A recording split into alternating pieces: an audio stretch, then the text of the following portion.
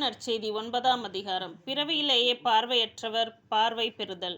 இயேசு சென்று கொண்டிருக்கும் போது பிறவியிலேயே பார்வையற்ற ஒருவரை கண்டார். ரபி, இவர் பார்வையற்றவராய் பிறக்க காரணம் இவர் செய்த பாவமா, இவர் பெற்றோர் செய்த பாவமா என்று இயேசுவின் சீடர்கள் அவரிடம் கேட்டார்கள். அவர் மறுமொழியாக, இவர் செய்த பாவமும் அல்ல, இவர் பெற்றோர் செய்த பாவமும் அல்ல.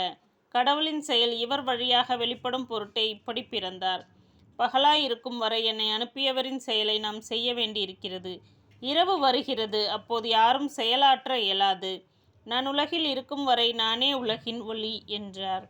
இவ்வாறு கூறிய பின் அவர் தரையில் உமிழ்ந்து உமிழ்நீரால் சேறு உண்டாக்கி அச்சேற்றை பார்வையற்றவருடைய கண்களில் பூசி, நீர் சீலோவாம் குளத்துக்கு போய் கண்களை கழுவும் என்றார். சீலோவாம் என்பதற்கு அனுப்பப்பட்டவர் என்பது பொருள். அவரும் போய் கழுவி பார்வை பெற்று திரும்பி வந்தார். அக்கம் பக்கத்தாரும் அவர் பிச்சை எடுத்து கொண்டிருந்ததை முன்பு பார்த்திருந்தோரும், இங்கே அமர்ந்து பிச்சை எடுத்து கொண்டிருந்தவர் இவர் அல்லவா என்று பேசிக்கொண்டனர். சிலர் அவரே என்றனர். வேறு சிலர் அவர் அல்ல, அவரை போல் இருக்கும் இவரும் இருக்கிறார் என்றனர்.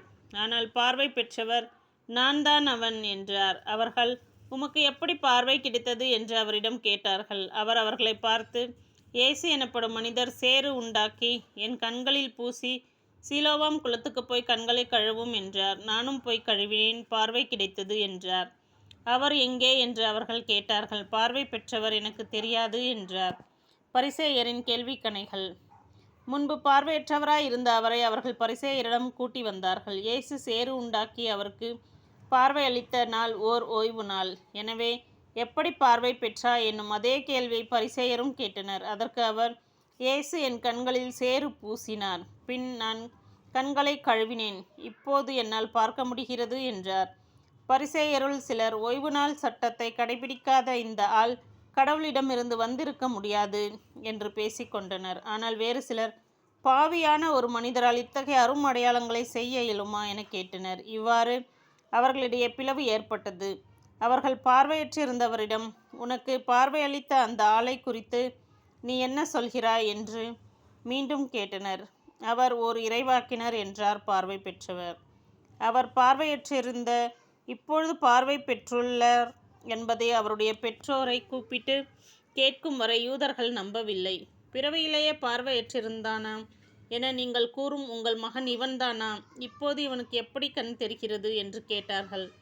அவருடைய பெற்றோர் மறுமொழியாக, இவன் எங்களுடைய மகன்தான், இவன் பிறவியிலேயே பார்வையற்றவன்தான். ஆனால் இப்பொழுது எப்படி அவனுக்கு கண் தெரிகிறது என்பதோ, யார் அவனுக்கு பார்வை அளித்தார் என்பதோ எங்களுக்கு தெரியாது. அவனிடமே கேளுங்கள், அவன் வயது வந்தவன் தானே, நடந்ததை அவனே சொல்லட்டும் என்றனர்.